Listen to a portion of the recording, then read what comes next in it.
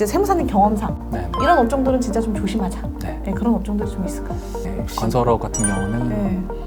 뭐 사실상 뭐 지급하면 안 되는 리베이트성 경비가 워낙 많다 보니까 워낙 많죠. 뭐 입찰을 위한 부분, 네, 뭐 접대비 부분, 네. 뭐 이런 부분이 많다 보니까 그런 부분에 대해서 제대로 이제 기장이 되고 있는지 예, 그런 체크가 있고, 그리고 병영 같은 경우는 뭐 보통 뭐 버스 광고도 많이 하잖아요. 네. 네, 그런 업체들은 매년 조사를 받는다라고 소득 보시면 구간이 되고. 높아서 그런 거죠. 맞습니다. 네, 이제 병원 같은 경우는 또 법인 전환도 안 되니까 맞죠. 세금은 세금대로 내고 조사는 조사대로 받고 네네. 네, 굉장히 힘든 업종인 것 같아요.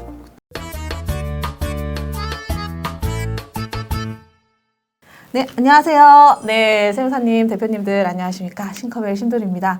네, 오늘도 저희 초대 손님 모셨는데요. 저희 세무법인 해안에서 싱커벨 아주 적극적으로 지원하고 계셔가지고 네, 오늘은 이제 그때 뵀던 이제 그 남경호 세무사님, 세무법인 해안의 대표 세무사님으로 계신 남경호 세무사님이랑 같이 대표 세무사님으로 계신 박혜기 세무사님이신데요.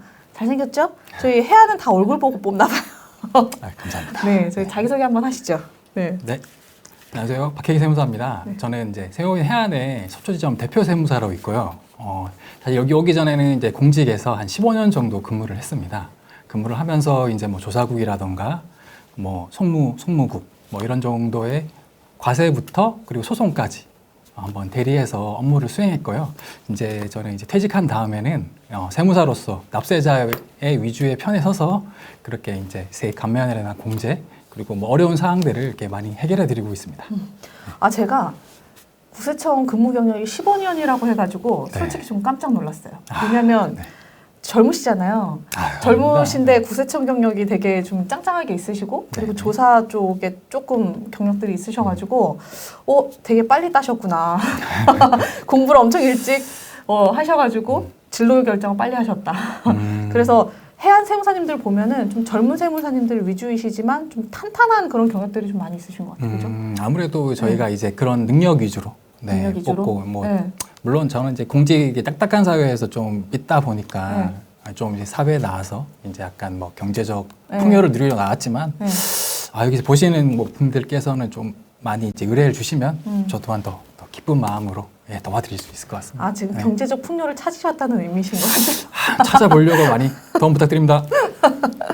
자, 오늘 좀 준비한 내용들을 가지고 왔는데 오늘은 아무래도 이제 그 청에서 조금 계셨던 경력들이 네. 있으셨다 보니까 그 경력을 살려서 그리고 지금 하신 업무 대비해가지고 좀 구미가 당길 만한 이야기를 제가 부탁을 드렸어요. 근데 세무조사 이야기를 좀 하고 해주고 싶으시다고 하셔서 네. 너무 딥한 이야기들까지는 저희가 민감한 내용들을 다 할 수는 없지만 네. 세무조사가 간략하게 뭔지 저희 또 세무조사라 하면 소명도 있기도 하고 네. 뭐 조사가 있기도 하고 굉장히 맞습니다. 막 종류가 네. 많아서 네. 이제 그런 부분들부터 시작해서 우리 세무조사가 나왔을 때 대처를 어떻게 해야 되는지 그죠? 네, 그런 거 굉장히 중요하잖아요. 네, 맞습니다. 일이 벌어진 것도 중요하지만 대응을 어떻게 하느냐. 어떻게 수습하는 게 더 중요하죠. 네, 맞아요. 수습도 중요하기 때문에 그리고 컨설팅도 되게 많이 하시기 네. 때문에 컨설팅을 하기 전에 세무조사를 약간 염두를 해두고 하는 그런 부분까지도 조금 한번 이야기를 다뤄보면서 세무사님이 가지고 계신 정보를 오늘도 쏙쏙 뽑아 먹어보도록 하겠습니다. 네. 네, 자 우리가 이제 사실 사업하면서 제일 궁금한 내용이기도 해요. 네. 네, 이 채널을 세무사님들도 보시지만 대표님들도 많이 보시는데 네, 네. 사실 사업뿐만 아니라 뭐 증여 상속 이런 네. 것들이 일어나면 세무조사들이 수반되는 경우들이 많죠. 아무래도 네. 이제 뭐 정상적인 뭐 매출 거래랑은 다르게 이제 네. 컨설팅 부분은 좀 자본 거래 부분을 건드리다 보니까 그 부분에 대해서는 이제 국세청 쪽에 좀 더 눈여겨 본다 이렇게 네. 보시면 될 것 같아요. 자, 근데 우리가 세무조사에 대한 기본 개념부터 조금 잡고 갔으면 좋겠어요. 네. 이제 납세자 입장에서의 세무조사, 뭐 네. 구세청 입장에서의 세무조사, 네. 입장차가 조금 있을 것 같은데 화면으로 뭐 글을 조금 준비를 해주셨는데 보면서 좀 설명을 해드릴까요? 네네. 뭐 제가 입장 차이로 정리를 해봤는데, 이제 국세청 같은 경우는 뭐 사실 그렇죠. 세금 걷는 게 주 목적이긴 한데 사실은 이제 대전제로서는 이제 세금 없는 부를 어떻게 대물림하는 게 막고자 최선을 다하는 거고, 납세자 입장에서는 사실은 세무조사를 맞을 확률 자체가 사실은 일반적인 정상적으로 이제 영업 행위를 하시는 분들은 크게 나올 가능성이 사실 없어요. 없는데 한번 나오게 되면은 이게 조사 기간도 기간이지만 그 기간 동안 정확히 얼마가 금액이 이제 과세되고 나는 얼만큼 준비를 해야 되는지 뭐 거기서부터 혹은 뭐 심하신 분들은 뭐 제가 무슨 꿈자리가 사나웠나 뭐 조상에 대해서 뭐 어려워 뭐 조상 묘를 잘못 썼나 뭐 그런 것까지 생각하시는 분들이 있는데 사실 그만큼 두려운 거죠. 네. 네. 굉장히 뭐 쉽지 않아요. 세무조사가. 맞습니다. 네.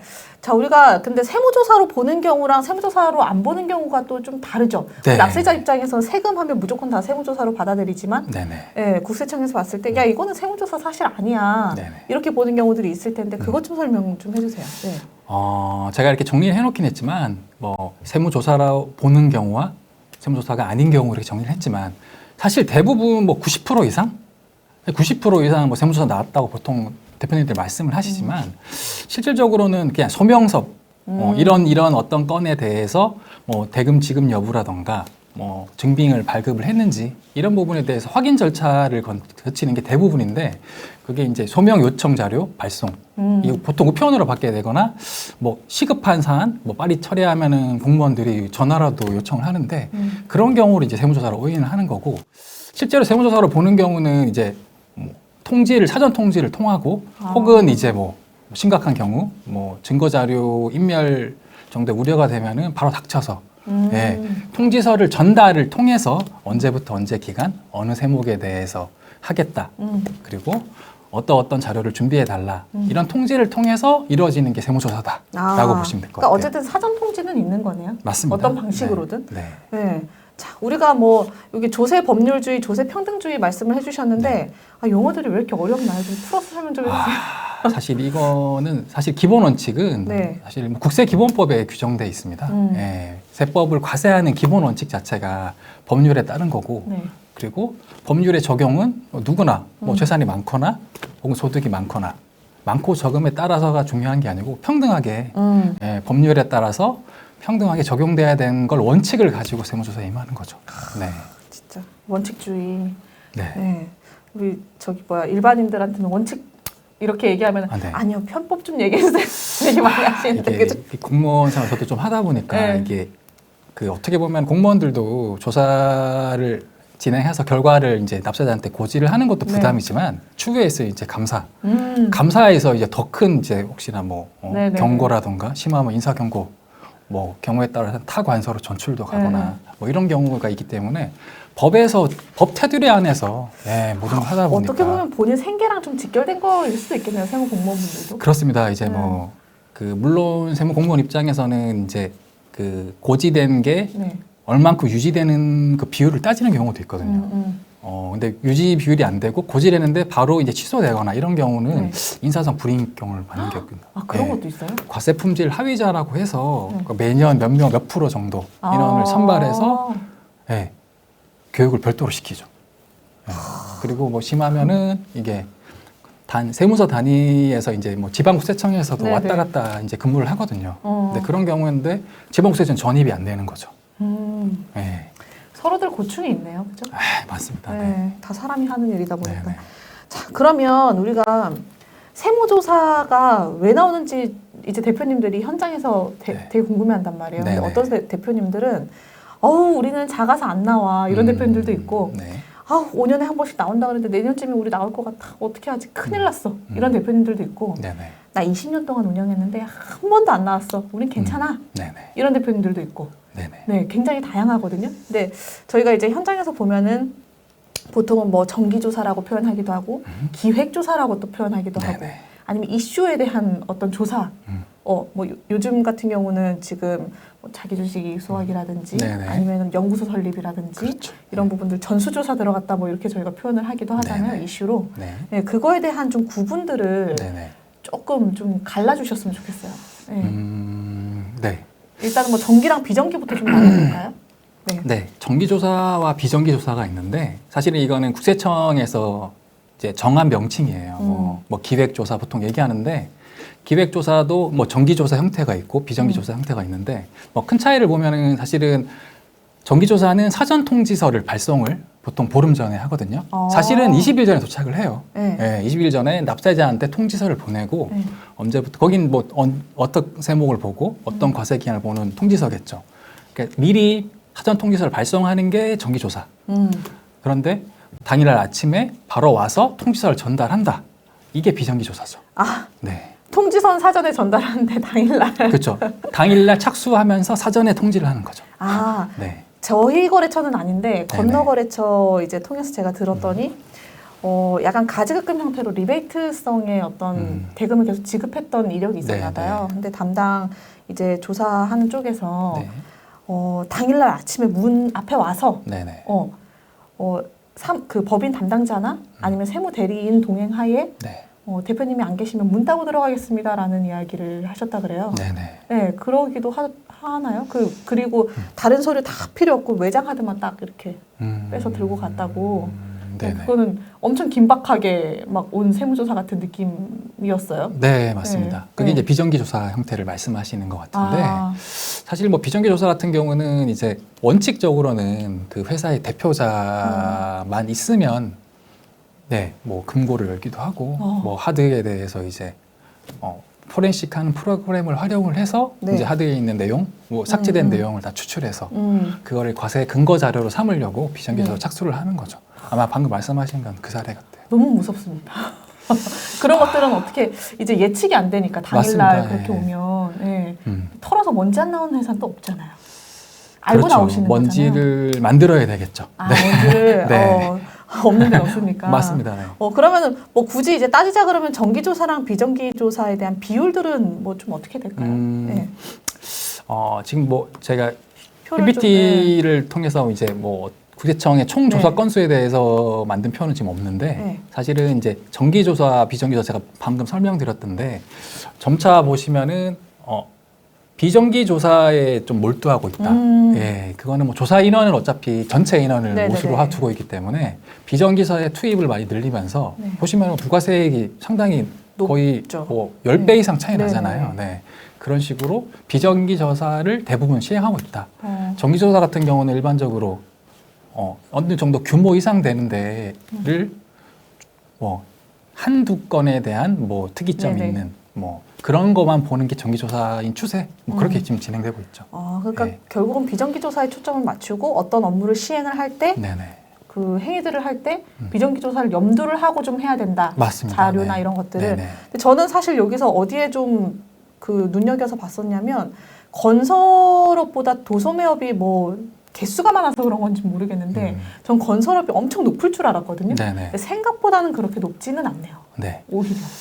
사실 이게 도소매업이 더 많다는 거는 사실 딱 한 가지죠. 사실은 그 보통 뭐 법인세 신고하시거나 하면 재무제표가 다 들어가잖아요. 네. 그러면 사실은 기말 재고 부분이 대부분의 업체, 네. 뭐 일부 대기업을 제외하고 대부분의 업체는 실질 재고와 장부상 재고가 다르거든요. 그렇겠죠. 네. 그러면은 조사관청 입장에서는 사실 그거는 그 버튼만 누르면 과세가 될 수 있는 그런 형태라고 보시면 되죠. 전 네. 오히려 건설업이라는 업종 자체가 네. 리스크가 조금 있는 업종이다 보니까 더 많이 나올 줄 알았는데 표를 보면서 조금 의외네라는 네. 생각을 하기는 했었어요. 건설업 같은 경우 리베이트성에 대한 뭐 가지급 부분을 좀 주로 다룬다고 보시면 되고 뭐 도소매업 같은 경우는 재고 부분이 가장 크다. 네. 그리고 지금 방금 본 거는 이제 개인 사업자고 우리 법인 같은 경우도 확실히 도소매가 조금 높은. 맞습니다. 네. 네. 그 최근에 보시면 스마트 스토어, 스마트 스토어. 온라인 판매. 네, 온라인 판매자들이 이제 보통 직장을 병행하면서 하시는 분들이 많으세요. 네네네. 그러면 뭐 별도 창고를 갖추고 하시는 분도 있겠지만 어디 위탁에 사업하면 당연히 실질 재고가 당연히 더 안 맞겠죠. 그렇죠. 본인이 다 관리하고 입회하에 다 네. 통제할 수 있는 규모가 사실 아니다 네, 네, 보니까 그러다 보니까 이제 그 부분에 대해서 중점적으로 이제 그러니까 도소매업 하시는 분들도 어떻게 보면 소상공인 분들이 더 많으실 것 같기는 한데 맞습니다. 네. 그럼에도 불구하고 도소매업에 대한 이제 조사들이 네. 그래도 점차 많이 시행이 되니까 좀 조심은 하셔야 되겠어요. 네, 그죠? 아무래도 이제 부업 네. 형태로 많이 이루어지고 있다 보니까 맞아요. 요즘에는 관리가 더 안 되겠네요. 맞습니다. 네. 네. 그래서 뭐가 필요하다? 컨설팅이 필요하다. 컨설팅이 필요하고 뭐 컨설팅이 필요한 게 뭐 재고 부분에 대해서 실질과 어느 정도 괴리감이 없도록 잘 작성이 되거나 이런 거에 대해서 컨설팅을 받는 게 중요하겠죠. 오히려 도소매업 같은 그 업종이 담당 세무 대리인이 더 필요할 것 같아요. 왜냐하면 소규모로 운영하시는 분들은 우리 매출도 별로 없으니까 신고 대리나 해야지 이렇게 하시는 분들도 굉장히 많으신데 오히려 이런 업종일수록 이제 잘 내가 신경 쓰지 못하는 부분들은 세무대리, 그러니까 세무사 사무실에 맡겨서 맞죠. 네. 예, 업무를 하시는 게 네. 돈을 아끼는 길이다. 예. 업종별 뭐 소득률 부분, 뭐 네네. 예, 경비 부분에 대해서 그쵸. 예, 정확하게 이제 좀 네. 어느 정도 국세청에서 제시한 가이드라인을 네. 맞추는 뭐 그런 세무사 분들한테 말씀을 드리는 게 좋을 것 네, 같아요. 네. 좋습니다. 자, 우리가 이제 세무조사 같은 경우는 이제 뭐 목적에 의한 세무조사, 아까 얘기했었던 이슈별로 네네. 나오는 그런 세무조사들도 있고, 뭐 조세범 처벌법이라고 해가지고 네. 과태료 먹는 그런 건 또 무서운 거라고 제가 들었어요. 아, 그렇죠. 네, 그거는 구분들이 어떻게 될까요? 사실은 뭐 일반 세무조사를 진행하면서 네. 예, 탈루세액이 뭐 여기 표에는 없지만 5억 원 이상이 되면은 네, 조세 포탈범으로 통고 처분을 하게 돼 있어요. 네네. 네. 그래서 조사국 직원, 그 조사과 직원들은 검찰 출입을 할 수 있는 출입증이 있어요. 아, 네. 근데 검찰이랑 다이렉트로 이 사람은 조세 포탈범, 조세범 처벌법을 어긴 사람이다라고 판단을 해서 네.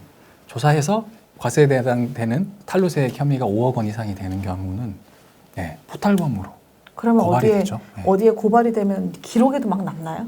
아, 그거는 이제 일단은 검찰 조사를 받게 되시고요. 어, 네. 검찰을 출두하셔야 돼요. 아, 네. 출두하셔서 이제 거기서 이제 기소가 돼서 어느 처벌을 받으면 당연히 이제 전과 기록이 되겠죠. 네. 사실 갑자기 사업하기 싫어서. 네, 맞죠.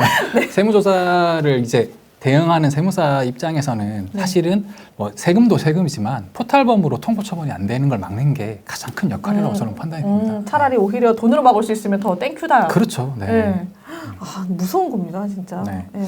자, 우리가 그 선정에 대한 구분도 아무래도 있을 것 같은데, 네네. 이제 좀 공무원 생활 좀 하셨다 보니까 네네. 선정할 때 저희는 그냥 이렇게 들었거든요.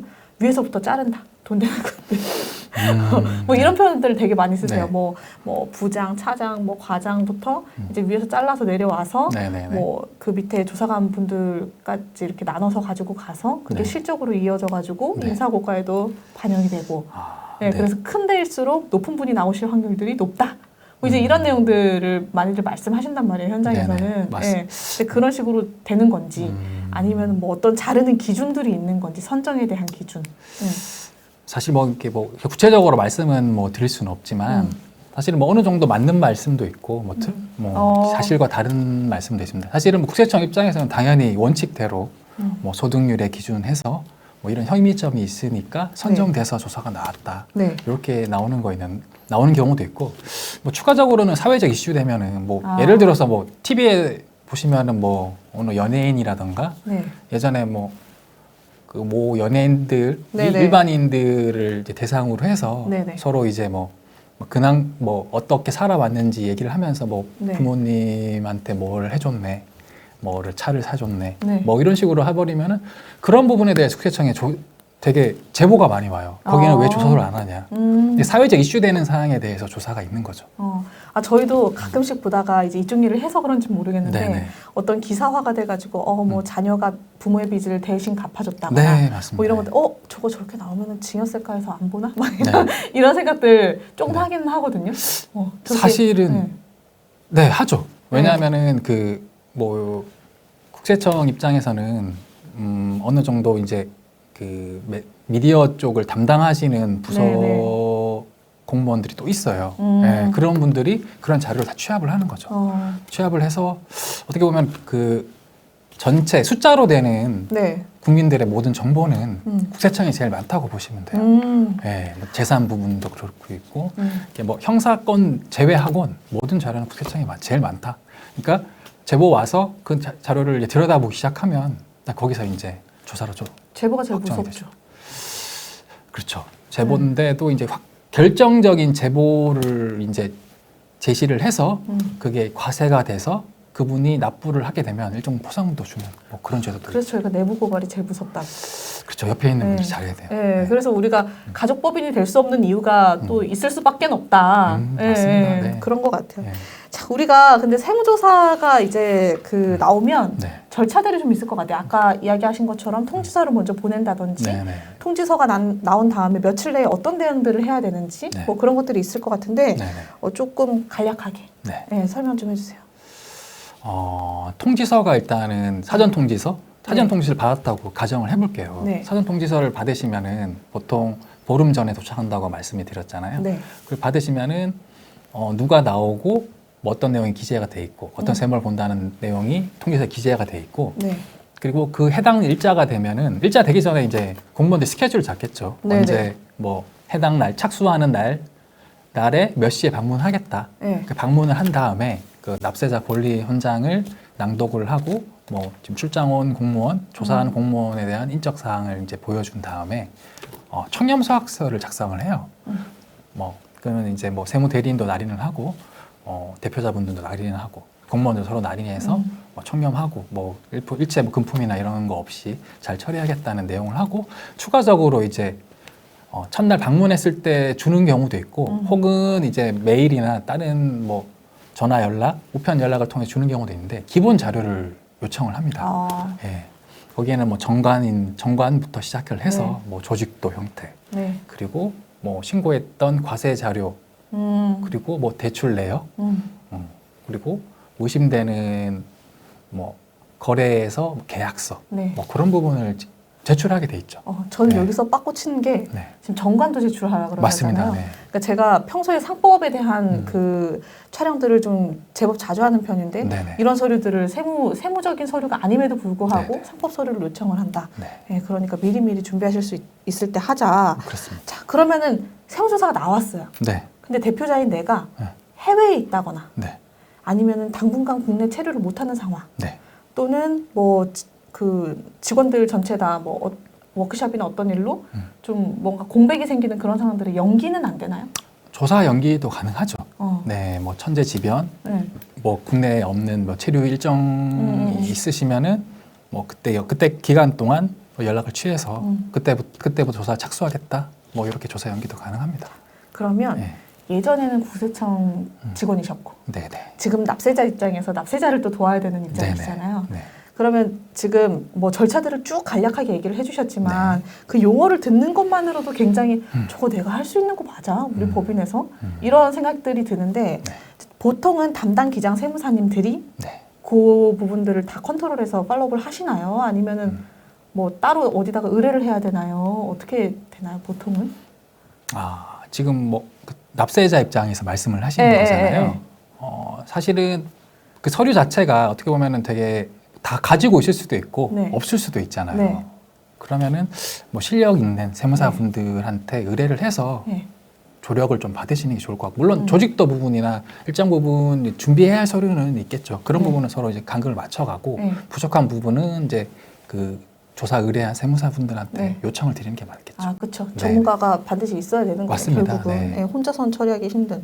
그러니까 저희가 이게 세무조사 그 받으신 대표님들 같은 경우 보면 세무조사가 나와서 뭐 이기고 지고 소송까지 가서 이기고 지고 이런 거를 다 떠나서 그냥 나왔다는 것 자체가 스트레스. 맞죠. 예, 그리고 업무 활동에 굉장히 영향을 미치는. 그렇죠. 예, 때로는 뭐 짧게는 뭐 한두 달 만에 끝나는 경우도 있지만 소송으로 가면 몇 년까지 끌고 가는 경우들이 많기 때문에 맞습니다. 머리 다 빠지더라. 네네. 뭐 이런 이제 표현들 하시는데 예, 실제로 세무조사라는 것들이 한번 나오면 대표님들도 그렇지만 담당 세무사님들도 굉장히 힘드실 것 같아요. 맞죠. 사실은 뭐 그런 거를 저를 뭐 국회 공무원 할 때는 잘 몰랐어요. 네. 근데 나와서 해보니까 이게 납세자 입장의 주장과 조사팀 입장의 주장 이 사이에 껴있다 보니까 서로에 대해서 물론 뭐 단순하게 뭐 딜리버리라고 생각할 수도 있어요. 근데 사실 그렇지 않거든요.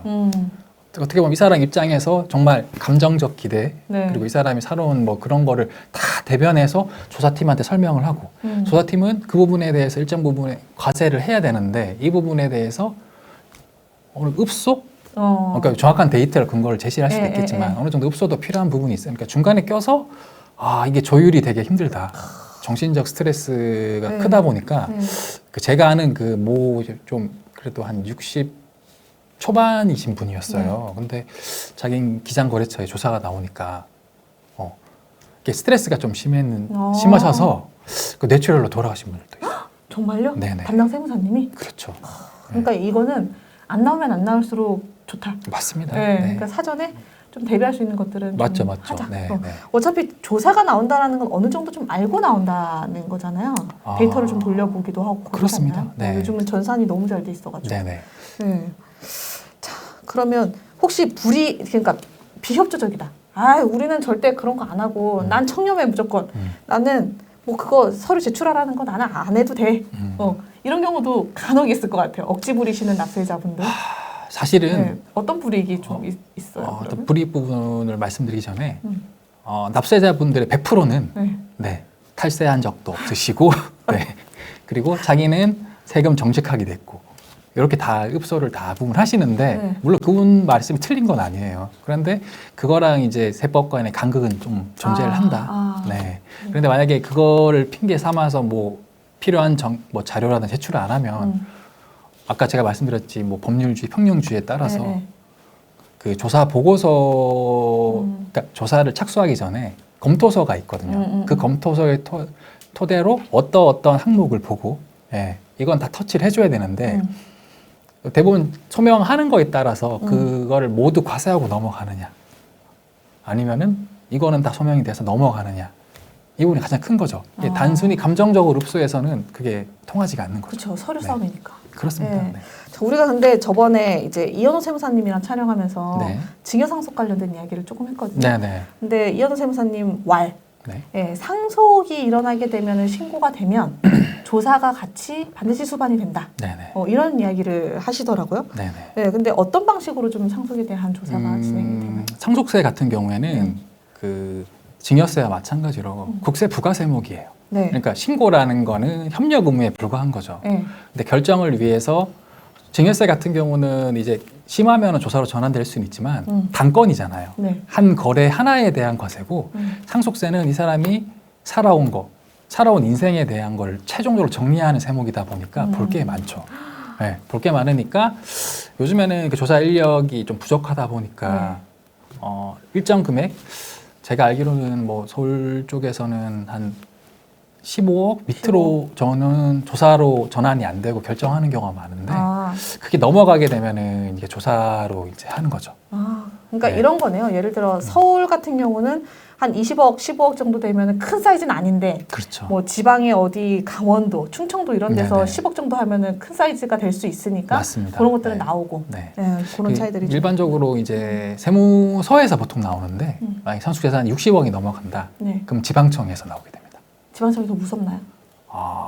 지방청이 아무래도 타이트한가요? 더 정보를 다루는 범위가 좀 더 넓다고 해야 되나? 아, 네, 왜냐하면은 분석팀 자체 규모가 세무서 분석팀과의 규모랑은 또 다르거든요. 더 이제 더 집중해서 더 사소한 것까지 다 본다. 그래서 세무사님들이 네. 이제 증여상속 네네. 좀 다루기를 좀 힘들어하시는 네네. 그런 부분들도 있는 건가요? 그런 이유 때문에? 뭐 저는 그렇지는 않은데, 네, 그래 주시면 열심히 네. 하겠습니다. 그렇지는 않은데 약간 지방청 조사 같은 경우는 아무래도 좀 조사를 위해서 모여 있는 집단, 지방세청은 뭐 그렇게 보시면 돼요. 뭐 관할 세무서를 관장하긴 하지만 네, 조사국 규모 자체가 다르기 때문에 네. 아무래도 세무서 단위에서 과세되는 금액보다 지방청 조사 단위로 가면은 과세 금액 자체가 큰 경우가 대부분이에요. 네, 그러다 보니까 지방청 조사 대상이 안 되게끔 상속 재산을 큰 거는 좀 안 맡으려고 하는 경향이 좀 있으시죠.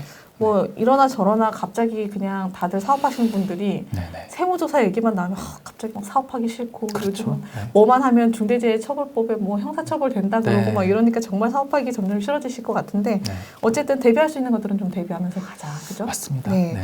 자, 우리가 그 구세청에서부터 세무조사를 계속 다루셨잖아요, 결국은. 네, 네. 구세청에서는 구세청 입장에서, 네. 지금은 납세자 입장에서 네, 계속 네. 다루고 계신데 좀 트렌드들이 좀 달라지고 있을 것 같아요. 처음에 들어가셨을 때 네. 15년 그 경력이 있으시면서 네, 네. 초반에 하실 때랑 지금의 네. 트렌드들이 점점 변화하고 있을 것 같은데 네. 좀 어떤 식으로 좀 변화가 되고 있나요? 예전에는 어떻게 보면은 그냥 사업한다고 해서 이제 뭐 네. 소득률이나 뭐 그런 걸 좀 오류한 기업들 대상으로 예, 주로 많이 했다 치면은 그 최근에 이제 부동산 가격이 엄청 오르고 네. 예, 그 부동산 취득을 뭐 미성년자가 했다는 등 뭐 예, 뭐 외국인이 했다는 등 뭐 그런 네, 기사 네, 뜨잖아요. 네, 네, 네. 예, 그러니까 고소득인 네. 사업자를 대상으로 아. 지금 많이 조사하고 있다. 그러니까 돈 되는 데를 먼저 찌른다. 그렇죠. 왜 자산가들 많이 하는 거죠. 네, 네, 네. 그럴 수밖에 없기는 하겠어요. 네. 네네. 자, 우리가 뭐 양도랑 증여, 부동산 취득 지금 말씀하신 것처럼 네. 이런 데 이제 조사를 많이 하고 있고 또 하나 조사 많이 나오는 게 비상장 주식에 대한 이동들이 네네. 있으면은 많이 또 한다고 들었는데 그거는 네네. 좀 어떤가요? 한 2년 전부터 음. 국세청에서 이제 그 카톡을 보내요. 그 주식 이동이 있으면 아, 주식을 이동을 했는지 네. 아니면 실질인지? 실질이 아니면은 연락을 해달라 그런 식으로 음, 카톡을 보내고 있고 그리고 최근에 이제 뭐 컨설팅 쪽에서도 이제 네. 명의신탁 주식에 대해서 환원 신청이 많이 들어가다 보니까 네. 이게 주식 이동이 적절한지 네. 그리고 법인이 보유한 게 부동산인데 부동산 가치 평가는 어떻게 해서 주식 평가가 이루어져서 주식 이동이 되는지 이런 거에 좀 많이 집중을 하고 있다. 네. 그래서 저희가 이제 뭐 요즘은 비상장 주식에 대한 이동들이 있으면 한 번은 들춰본다. 네. 네, 라고 이제 표현을 하는데 그 가액이 크면은 클수록 들춰볼 가능성도 높겠네요. 그죠? 네, 맞습니다. 네. 네. 그 예전에는 옛날에는 저희가 네. 뭐 3인 이상이 안 되면은 법인 설립도 어렵고 뭐 이런 네. 때가 있어가지고 사실 명의신탁이 많았는데 네. 최근에 제가 법인 방문하는 대표님들도 옛날 그 옛날 정보들이 계속 그냥 따라오나 봐요. 그래서 최근에 설립한 데들도 차명 주식 있는 데들이 진짜 많아요.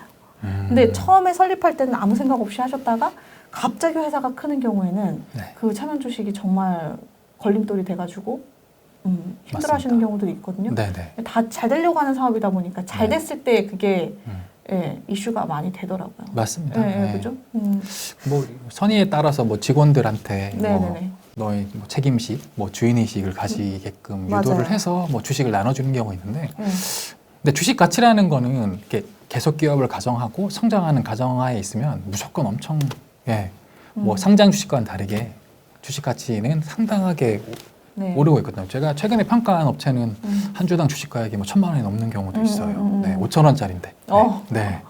그러니까 우리가 그 법인 컨설팅 들어가서 이제 저희는 약식으로 이제 평가를 한 번씩은 해보니까 네네. 해보면 삼성전자보다 우리 회사가 더 기업 가치가 높아요, 그죠? 맞습니다. 네, 그래서 대표님들이 아니 우리 지금 번 돈도 없는데 뭐 이렇게 주식 가치가 높냐라고 하시지만 네네. 그건 대표님들 생각이고 맞습니다. 실제로 세법에 나와 있는 그 틀대로 저희가 보충적 방법이라는 걸로 평가를 하다 맞습니다. 보면 네. 상장 주식이랑은 다르게 네. 우리 회사 가치가 몇십 배가 뻥튀기가 되어 있어서 음. 주식 이전 하려고 그럴 때 아무것도 못하는 경우들도 제법 있다. 맞습니다. 그래서 중간중간 이런 세무대리인, 세무사님들의 조력을 좀 받으셔갖고 네. 검토를 한번 해보실 필요가 있다라는 거. 그렇죠. 주식 평가를 한번 뭐 법인세 신고 끝나면 좀 의뢰를 해서 음. 그 평가한 평가서를 한번 받아보시는 게 좋을 것 같아요. 네. 그리고 요즘 같은 경우는 소득 지출 뭐 프로그램 뭐 이런 걸로 해서 전산 시스템이 굉장히 많이 잘 돼 있잖아요. 맞습니다. 그래서 세무조사가 나올 때 번 돈도 번 돈인데 네. 예, 얼만큼 벌은 거에 대비해서 썼느냐 네. 이것도 많이 본다고 들었어요. 예. 맞습니다. 지금 말씀하시는 게 이제 뭐 소득 지출 분석 네네. 시스템, PIC 시스템인데 그런 걸 통해서 내가 얼마를 쓰고 얼마를 쓰고 뭐 대출을 일으키고 뭐 이런 부분 자산에 할 수 있잖아요. 그리고 뭐 소득 신고한 게 자기 자산인데 네. 지출한 게 뭐 수억에 대한 뭐 네. 재산이라던가 음. 뭐 담보도 없이 뭐 채무가 있는 경우 음. 뭐 이런 부분에 대해서는 번 소득 그리고 신고한 소득에서 지출된 걸 뺀 거 네. 뺐을 때 뭐 제로가 되면 사실은 뭐 탈루한 게 없는 건데 네네. 근데 그 차익이 커버리면은 그만큼 뭐 누구한테 증여를 받은 게 아니면 그렇죠. 매출을 누락한 거잖아요. 그럼 뭐 예를 들면은 아까 뭐 미성년 자녀가 부동산이 있더라 네, 뭐 이런 맞습니다. 것처럼 네. 소득은 0인데 증여세나 상속세 신고된 것도 없고 맞죠. 갑자기 부동산이 10억짜리가 생겼다. 네. 예. 그러면 이제 그런 것들을 좀 볼 여지들이 확률들이 높아진다. 아, 되게 높죠. 예. 네. 특히 뭐 주식 뭐 지금 일부 지역은 이제 취득 자금을 신고하게 돼 있는데 이게 지자체에다 원래 하게 돼 있습니다. 네. 근데 그게 그대로 이제 국세청한테 전산이 연동이 되다 보니까 그거를 이제 어느 정도 시점이 되면은 이제 일제 조사를 착수하고 국세청에서는 뭐 그 결과 보고를 보시면은 뭐 가끔 뉴스 나오고 하잖아요. 결과 보고를 하는 거죠. 몇 명을 해서 몇 명 과세했다. 네, 보도 자료를 보통 내고 있습니다. 네. 어렵습니다. 뭐 요즘 뭐 명의신탁, 뭐 차명주식, 네. 뭐 통장 대여, 뭐 네. 이런 것들까지도 이제 디테일하게 보다 보니까 네, 네. 이제 그거를 운영을 하시는 대표님들도 그렇지만 중간에서 그 업무를 진행을 해주시는 세무사님들도 저렇게 하면 안 되는데 얘기를 했음에도 불구하고 대표님들이 괜찮아, 이건 나중에 내가 책임질 거야. 근데 네. 책임이 져지지 않고 결국 네, 세무사님한테 넘어오는 네, 이런 일들이 좀 비일비재하거든요. 현장에서 보면 좀 맞습니다. 안타까운 네. 경우들이 많습니다. 자, 우리가 근데 세무조사 중에서도 저희가 평소에 진짜 많이 얘기하는 게 대표님네 업종은요. 이러이러한 업종이어서 세무조사 나올 가능성이 다른 데보다 높아요. 그렇죠. 이런 이야기 많이 한단 말이에요. 네, 네. 이제 세무사님 경험상 네, 네. 이런 업종들은 진짜 좀 조심하자. 네. 네, 그런 업종들이 좀 있을까요? 사실은 뭐 제가 여러 업종을 나열을 했지만 제가 생각하기에는 이제 건설업 부분. 건설업. 네. 역시. 건설업 같은 경우는 네. 뭐 사실상 뭐 지급하면 안 되는 리베이트성 경비가 워낙 많다 보니까 워낙 많죠. 뭐 입찰을 위한 부분, 네, 뭐 접대비 부분, 네. 뭐 이런 부분이 많다 보니 그런 부분에 대해서 제대로 이제 기장이 되고 있는지 예, 그런 체크가 있고 그리고 뭐 유통업무 아까 도소매업 말씀드렸지만 뭐 그런 식으로 많이 하고 있고 그리고 뭐 병영 같은 경우는 뭐 보통 뭐 버스 광고도 많이 하잖아요. 네. 네, 그런 업체들은 매년 조사를 받는다라고 보시면 소득 구간이 되고 높아서 그런 거죠. 맞습니다. 네. 제가 아는 의사 선생님 같은 경우는 뭐 매년 정말 받으시더라고요. 네. 이제 병원 같은 경우는 또 법인 전환도 안 되니까 맞죠. 세금은 세금대로 내고 네. 조사는 조사대로 받고 네, 네. 네, 굉장히 힘든 업종인 것 같아요. 근데 뭐 버는 소득 있으시면 뭐, 네. 그렇습니다. 네. 자, 그럼 우리가 세무조사 나올 때 보통은 서류를 한 5년 정도 것까지 준비를 하나요? 아니면 10년까지 보는 경우들도 있어요? 사실 뭐 대부분은 5년까지는 보진 않고요. 네. 한 3년, 4년 정도 보통 기간을 보통 보신다고 하고 그 기간에 이제 넘어가거나 이후 자료 같은 경우는 수정 신고를 유도하죠. 수정 신고를. 네. 어쨌든 다 방법이 악이 없지는 않군요. 조금이라도 줄일 수 네, 있는. 물론 10년짜리 뭐 말씀하셨지만 네. 그런 부분은 이제 악성. 악성이고 뭐 법에 저촉돼서 네. 뭐 탄류염해가 짙은 경우는 10년치까지도 보는 경우도 있죠. 네. 저희가 할 얘기가 너무 많아가지고요. 한 번에 다 못 가고 네네. 요건 한 두세 번에 끊어서 가야 될 것 같아서 우리 세무사님 목을 좀 관리하시는 차원에서 제가 한 템포 쉬어가겠습니다. 네. 네, 영상은 바로 붙여서 이어드릴게요. 네, 잠깐만 쉬어갈게요. 네.